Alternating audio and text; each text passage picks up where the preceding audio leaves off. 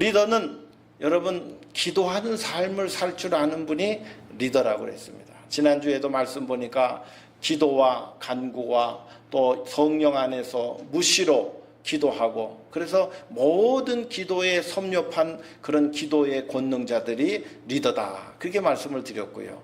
또 그 안에는 방언의 기도나 예언의 기도나 통변의 은혜나 여러 신비한 영적 세계를 경험한 분들이 있었으면 좋겠다 하는 말씀도 드렸습니다. 그리고 그 성경 구절 맨 마지막 편에 여러 성도를 위하여 기도하세요 라고 나옵니다. 그래서 교회의 리더는 기도의 영역이 있고 기도의 신비를 알고 기도의 능력을 체험한 분들이 교회의 리더가 되어야 되는 줄로 믿습니다. 오늘 말씀을 나누는 이 사무엘상 12장에는 사무엘이 나옵니다. 이 사무엘이 이제 그 마지막 사사가 되어가지고 이 사사로서의 사역을 다 마치고 이제 마지막 고별 설교를 하는 그런 이제 장면 가운데 하나입니다.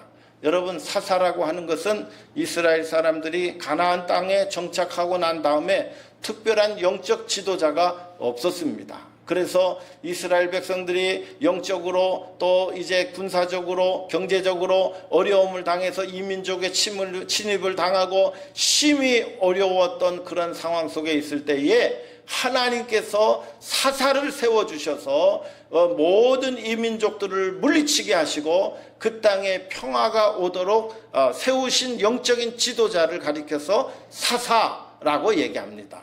근데 이 사사의 또 다른 말은 판관이라고 얘기하기도 합니다. 이 판관이라고 하는 것은 사법적인 그런 일들도 함께 처리하는 지도자다, 이렇게 말씀을 드릴 수가 있습니다. 그런데 이 하나님께서 직접 지도자를 세우시고 하나님께서 그 지도자를 통해서 이스라엘을 이제 인도해 가고 계셨는데, 유다 민족들이 우리가 다른 나라와 같이 우리에게도 왕을 주소서라고 그렇게 간구하였을 때에 하나님께서 그 마음에 들지 않으셨지만은 우리에게도 왕을 달라라고 하는 그런 그 이스라엘 백성들의 요청을 허락하시고 그들에게 왕을 세워주십니다. 누굽니까? 사울이라고 하는 임금을 세워주십니다. 그런데 이 사울이라고 하는 사람은 맨 처음에 성령의 임재를 경험하고 예언도 하고 아주 등치도 좋고 그리고 잘생기고 준수하고 정말 큰 인물처럼 그렇게 보였습니다. 그래서 이 사무엘이 자기가 가지고 있었던 모든 사법적인 권한, 이런 모든 권한을 전부 다 사울에게 이양을 합니다. 그래서 왕으로서 이 나라를 대표하고 왕으로서 하나님의 뜻을 따라 이 나라를 통치해 가도록 그렇게 합니다. 그런데 오늘 성경에 있는 말씀 보니까 단 한 가지만은 이 사울 임금에게 이양하지 않습니다. 그것이 뭐냐면 영적 지도자로서의 삶을 나는 그 사울에게는 이양하지 않습니다. 그 영적 지도자가 되기 위해서 그가 한 일은 무엇입니까? 나는 여러분들을 위하여 기도하는 일을 쉬는 죄를 범치 않겠습니다. 여러분, 기도하는 일, 제가 신앙생활하고 목회하면서 제일 어렵게 느낀 게 두 가지. 하나는 하나님 앞에 새벽을 깨워서 기도하는 일이 제일 어려웠어요. 두 번째 제가 어려움을 겪은 것은 전도하는 일이 어려웠습니다. 그래서 이 사무엘이 그의 목회 모든 말년을 다 경험하고 나서 마지막 끝까지 그가 놓치지 않고 우리가 끝까지 붙잡은 것은 내가 여러분을 위하여 기도하기를 쉬는 죄를 범치 않겠다라고 선포한 것입니다. 그러면 왜 기도하는 것을 쉬지 않겠다고 선포했습니까? 첫 번째로는 이스라엘 사람들의 영적 상황이 너무나도 어두웠기 때문에 그런 줄로 압니다. 여기 사무엘상 3장 1절에 있는 말씀 보니까 아이 사무엘이 엘리 앞에서 여호와를 섬길 때에는 여호와의 말씀이 희귀하여 이상이 흔히 보이지 않았더라, 그렇게 얘기하고 있어요. 사랑하는 성도 여러분들, 오늘 이 엘리 제사장이 하나님을 섬길 때에 엘리 제사장이 영적으로 올바른 지도자가 아니었습니다. 그런데 다른 지도자가 계셨을 때에는 영적인 그런 그 신비한 비전과 하나님의 거룩한 그 은사와 능력들이 자주 나타났는데 엘리 제사장 때는 그것이 잘 나타나지 않았다는 것입니다. 오늘 우리가 신앙생활을 하시면서 여러분 한번 생각해 보세요. 지금은 성령의 시대고 성령께서 역사하시는 시대인데 성령께서 내 안에 얼마큼 역사하고 계시는가? 교회가 성령으로 역사하는 그 능력을 체험하고 있는지, 성령께서 우리의 영의 눈을 밝히 뜨게 하셔서 하나님의 말씀을 읽을 때에 그 말씀이 내 마음속에 하나님의 명령과 말씀과 위로와 약속으로 받아들여지게 되시는지, 나는 지금 한 주 동안 교회에 몇 번 나오고 계시는지, 나는 하나님의 몸된 교회를 위해서 얼마나 기도하고 계시는지. 여러분, 한번 우리가 한국교회가 놀랍게 부흥할 때는요, 정말 열심히 모였습니다. 정말 열심히 모여서 지금은 그 예배가 다 없어졌어요. 3일 예배, 수요일 예배가 없어졌어요. 금요일 예배가 없어졌어요. 주일 오후 예배가 없어졌어요. 철야 기도회가 없어졌어요. 산기도가 없어졌어요. 다 예배를 잃어버린 시대에 살고 있습니다. 이 예배를 잃어버린 시대에 우리가 회복해야 될 것이 무엇이냐? 정말 이 참담함을 사무엘이 경험했기 때문에 기도해야 되겠다라고 그가 생각한 것입니다. 두 번째로 이스라엘 민족이 에베네셀에서 블레셋과 전투를 패하고 언약궤를 빼앗는 수치를 경험했기 때문에 더 이상 하나님의 이름이 수치를 당하지 않게 하겠다라고 하는 생각을 가졌기 때문에 그가 기도하기로 작심한 것입니다. 사무엘상 4장 거기 12장 11절에 있는 말씀 보니까 블레셋 사람들과 전쟁을 이루는데 사실상 블레셋 군대는 철기 문명을 이미 받아들여서 철제 무기로 갖추어진 나라입니다. 그러나 이스라엘 사람들은 이제 왕 정도만 철제 무기를 가지고 있고 나머지는 다 청동기 문화를 가지고 있었어요. 청동기 무기를. 그 전투하면요, 실질적으로는 백전백패할 수밖에 없는 그런 상황이에요. 블레셋은 그만큼 강대한 나라입니다. 그런데 블레셋 사람과 에베네셀에서 전투를 치르는데 사람들이 너무 무섭잖아요. 블레셋 군대가 너무 강하잖아요. 우리에게 언약궤를 가져오자라고 해요. 언약궤가 뭐니까 하나님의 임재를 상징하는 언약궤입니다. 그래서요, 그들이 언약궤를 가지고 전쟁터로 가지고 나옵니다.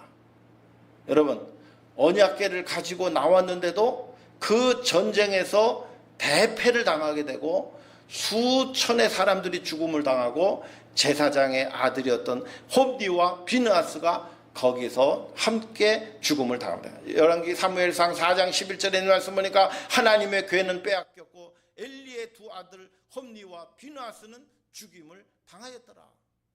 여러분 한번 상상해 보세요. 언약궤까지 들고 나갔는데 왜 전투에서 패했을까요? 하나님 믿는 것을 자신들의 이익의 도구로만 생각했지 하나님을 제대로 진실되게 섬기려는 마음이 없었어요. 오늘날 우리의 신앙이 하나님을 믿는 것이 나의 삶의 유익의 도구로만 생각하는 미신적 신앙을 가지고 있는 사람들은, 여러분, 하나님께서 그 사람들의 기도와 그분들의 간구와 그분들의 삶에 대하여 응답하실 수가 없습니다. 먼저 우리의 마음이 하나님을 중심되게 진실되게 경외하려고 하는 그 마음이 있어야 돼요. 하나님을 두려워할 줄 아는 마음이 있어야 돼요. 요즘에 새벽 기도해 보니까 그 시편 가지고 있는데 거기에서 하나님 앞에서 은혜를 받는 사람이 어떤 분이냐 봤더니 시편 25편에 있는 말씀 보니까 하나님 앞에 정직하게 살아야 돼요. 하나님 앞에 겸손하게 살아요. 하나님 앞에 회개할 줄 아는 마음을 가지고 살아요. 그것이 하나님을 경외하는 자라고 했어요. 여러분, 하나님 앞에 나의 삶에 대하여 여러분 속이는 일이 있습니까? 하나님은 다 아시는데 우리는 늘 시험 들 때가 있어요. 언제 시험 드냐? 하나님 앞에 나아갈 때 시험 들어요. 헌금할 때 시험 들어요. 봉사할 때 시험 들어요. 오늘 우리가 살아가면서 우리가 그런 여러 가지 일들을 만날 때 내가 이거 꼭 해야 되나요? 그런 생각을 가지고 계실 때가 많아요. 하나님은 우리에게 그보다 더 1000배 이상, 10,000배 이상 더 큰 은혜를 십자가에서 생명을 아끼지 아니하고 주셨는데도 불구하고 우리는 주님을 위해서 헌신할 때 자꾸 계산하게 돼요. 여러분, 그런 신앙을 가지면 하나님의 은혜를 우리가 깊게 이해하지 못합니다. 하나님을 사랑하실 때 내 생명을 주신 하나님, 나도 주님 앞에 생명을 드려 사랑하길 원합니다. 그런 마음을 가져보세요.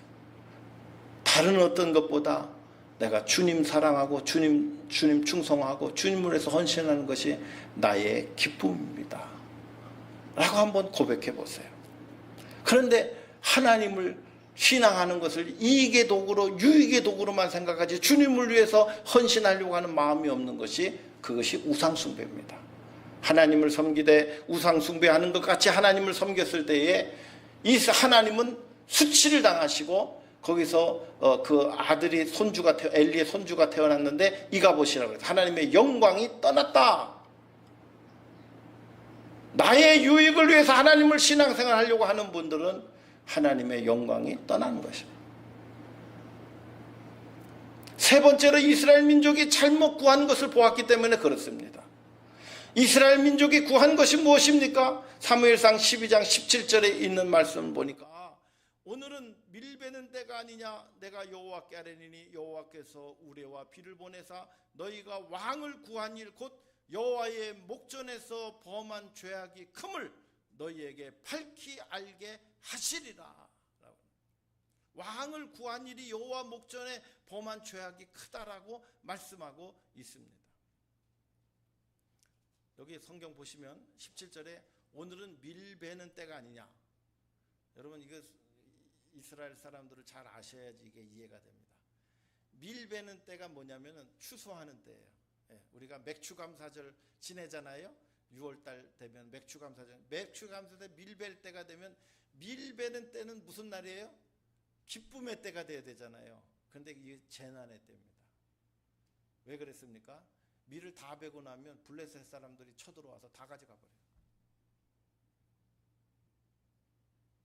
하나님께서 이스라엘 민족을 지키시고 보호하여 주셨을 때에는 밀 베는 때가 축복의 날이었는데, 하나님 앞에 왕을 구한 다음부터는 하나님께서 이스라엘을 보호하지 않으셨습니다. 그래서 그들의 축복의 날이 재앙의 날이 되고 마른 것입니다. 오늘 우리가 아무리 수고하고 노력하고 했어도 우리에게 돈이 안 모이는 분이 있어요. 그리고 기쁨이 없는 분이 있어요. 그리고 돈 모으는 것에 기쁨을 갖는 분이 있어요. 여러분, 그거는 물질은 도구입니다. 그것을 가지고 우리가 하나님 앞에 믿음으로 어떻게 바르게 살 것인가 하는 것을 하나님께서 은혜로 축복으로 주신 것이에요. 하나님 앞에 드리는 일에 대하여 여러분 게으르거나 억지로나 인색함으로 드리면 하나님 기뻐하지 않으십니다. 하나님 앞에 드릴 때에 여러분 풍성함으로, 기쁨으로, 감사함으로 넘치도록 하나님 앞에 드리는 일이 우리가 하나님 앞에 받은 바 은혜로 드리는 것입니다. 이스라엘 민족들이 축복의 날이 저주의 날이 되고 말았다는 거예요. 왜 그렇습니까? 왕을 구했기 때문에 그렇다는 거예요. 12장 19절 한번 다 같이 한번 읽어보겠습니다. 시작. 모든 백성이 사무엘에게 이르되 당신의 종들을 위하여 당신의 하나님 여호와께 기도하여 우리가 죽지 않게 하소서. 우리가 우리의 모든 죄에 왕을 구하는 악을 더하였나이다. 여러분, 왕을 구한 이유가 무엇입니까? 눈에 보이는 보호자를 자기네들이 원했던 거예요.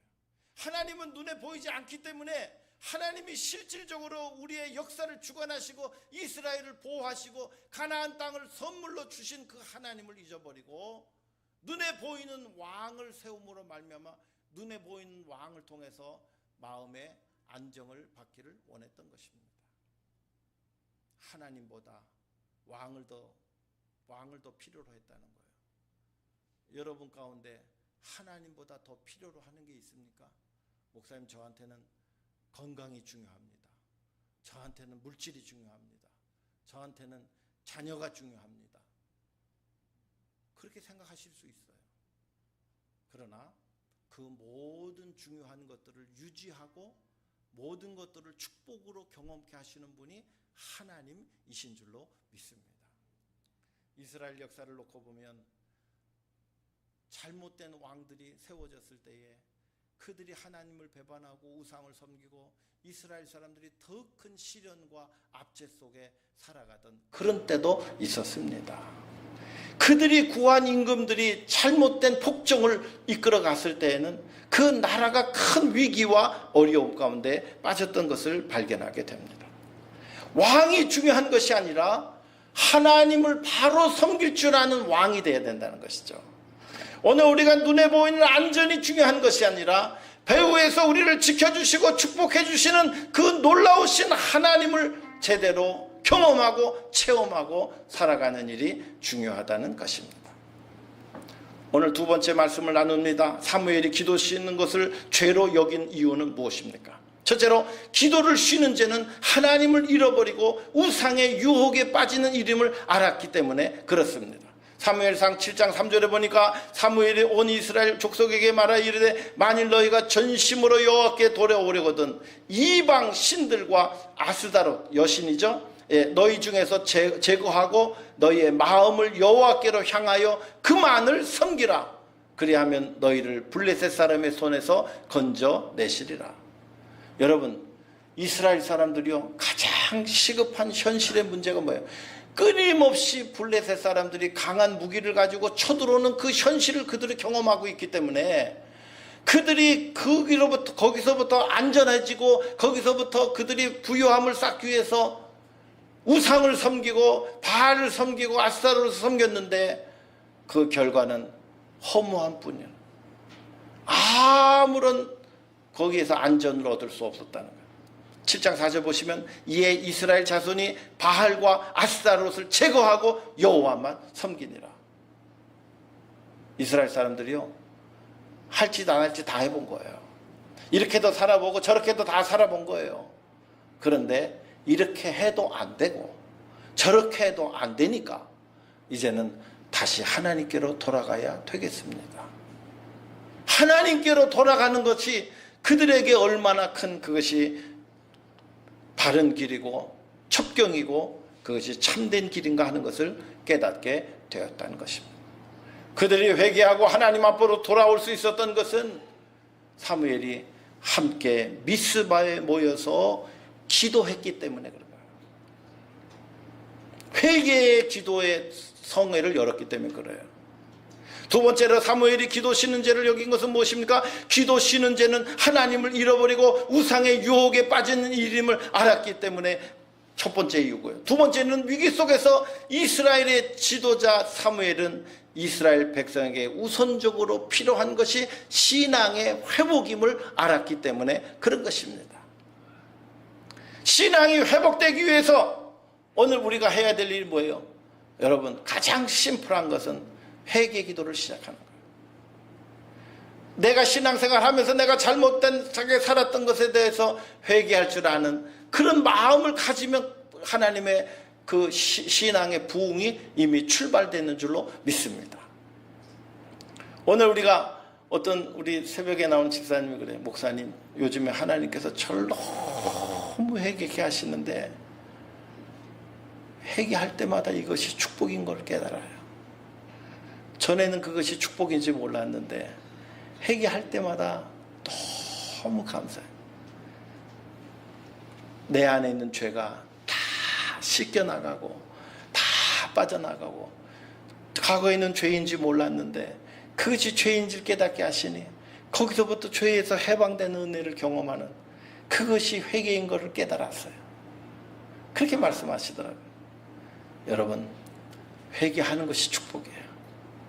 회개 기도가 나와야 하나님의 은혜와 신앙의 회복이 일어나게 되는 줄로 믿습니다.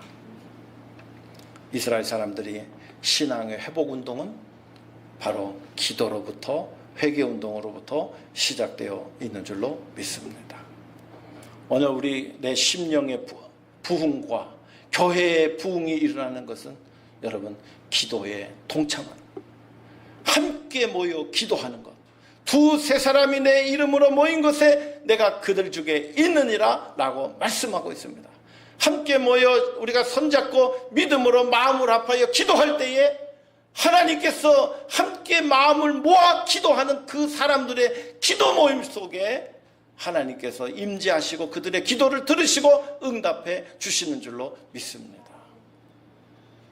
함께 모여 기도할 때 하나님의 기적이 시작되는 줄로 믿습니다. 기도하기를 쉬는 죄가 세 번째는 이스라엘 백성들의 중보기도 요청과 이에 대한 헌신입니다. 많은 사람들은 여러분 정말 기도가 필요한 분들이 많아요. 내가 다 잘난 것 같고 내 힘으로 내 인생 다 잘 살 수 있는 것 같이 모르지만 기도하는 그런 그 기도의 필요성을 느끼는 분들이 많아요. 누가 나를 위해서 기도해 주는 사람이 없을까? 만약에 여러분들이 신앙의 1세대라고 한다면 정말 기도를 많이 하시길 바랍니다.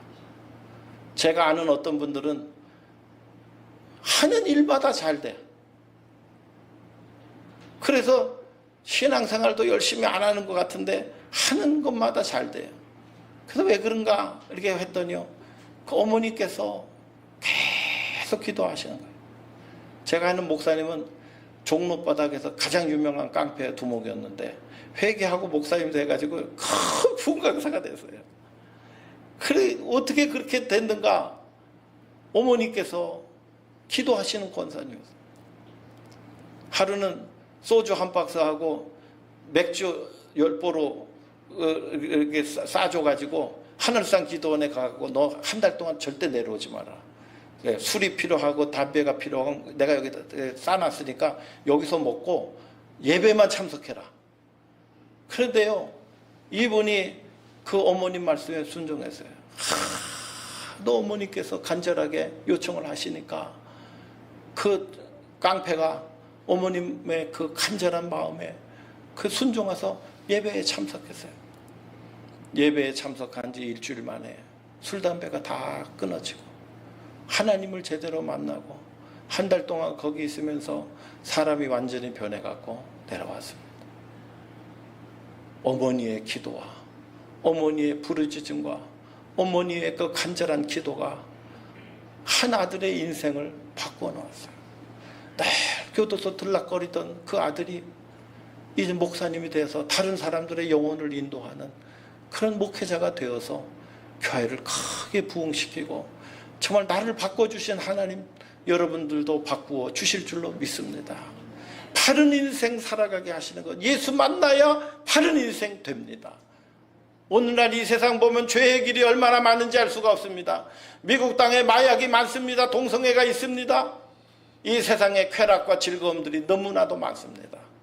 우리 자녀들이 하나님을 제대로 만날 때에 그들이 그런 모든 유혹에서 그들은 하나님의 지키심과 보호하심을 경험하게 될 줄로 믿습니다. 미국이 신앙으로 세워지게 되면 하나님께서 전 세계에서 가장 강력한 군대를 나라를 만들어 주셨는데 미국이 신앙에서 벗어나기 시작하고 물질 좋아하고 권력 좋아하고 그런 그 즐거움에 빠지게 되면 하나님께서는 이 나라도 하나님께서는 패하실 수 있어요. 오늘 우리가 하나님 앞에 우리 한인들이 미국 선교사님, 호주 선교사님, 카나다 선교사님, 영국에 있는 선교사님들 통해서 복음이 전달받고 복음의 은혜를 받았습니다. 오늘 우리가 미국 땅에 사는 우리 한인 그리스도인들이 이 나라를 위해서 기도해야 될 줄로 믿습니다. 이 나라가 마약과 동성애에서 해방될 수 있도록 기도하시길 바랍니다. 물질 우선주의에서 해방될 수 있도록 기도하시길 바랍니다. 가정마다 예배가 세워지고 모일 때마다 교회가 세워지고 하는 그 예배가 회복되고 기도가 회복되는 나라가 될 수 있기 위해서 기도하시길 바랍니다. 제가 아는 많은 목사님들이 시청에 가서 의회에 가서 또 상원 하원 가서 기도하는데 요즘에 내려지는 지침이 있습니다. 예수님의 이름으로 기도하지 마십시오. 내가 믿는 그분의 이름으로 기도합니다. 그렇게 기도하십시오.